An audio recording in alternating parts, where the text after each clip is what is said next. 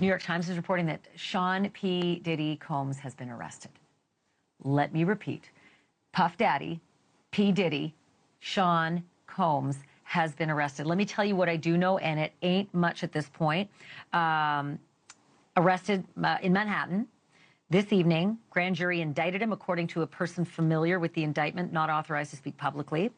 The charges in the indictment not immediately clear, but you know that there's been this massive federal investigation, right? They raided his home in Los Angeles. They raided his home in Miami, much of it after a civil suit from his former girlfriend, Cassie, who, by the way, he settled within a day.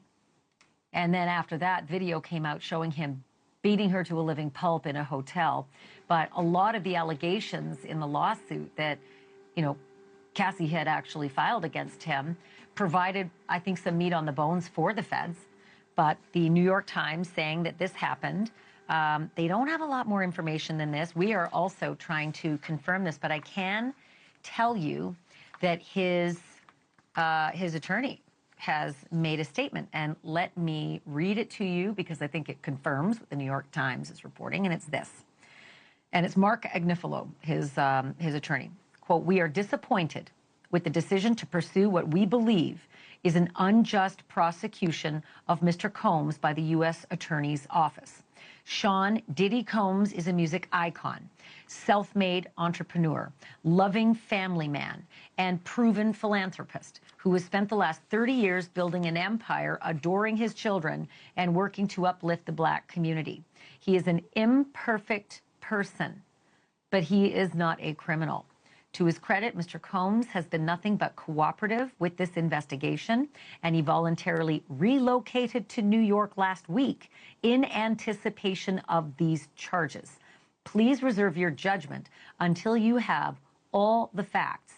These are the acts of an innocent man with nothing to hide, and he looks forward to clearing his name in court." So again, that is Mark Agnifilo. That's the attorney for Sean Diddy Combs. But that's pretty massive news that maybe is news that we've just been waiting every moment to drop, because not only do we know that the feds did these two massive raids on his Miami and his Los Angeles mansions, we also know that multiple lawsuits have dropped since. So the lawsuit that obviously Cassie launched with so many details, that had just remarkable details in it. Just and what's really incredible about all of the different lawsuits against Sean Combs is how similar everyone's story is. Now, is that because he did the same things to all of these alleged victims?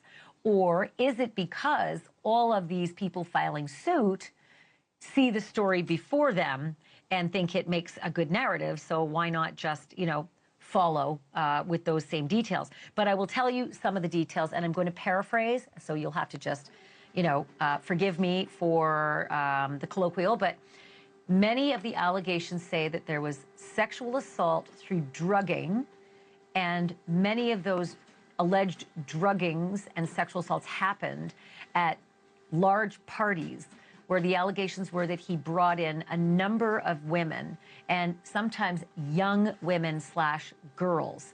Allegations that many of those at the party, many of the female party attendees looked as though they were underage, may very well have been underage, but that multiple women said that they were drugged or saw other women being drugged. In fact, we just reported on a lawsuit last week of yet another accuser saying that she saw this happen at multiple parties. She was a member of the making of the band.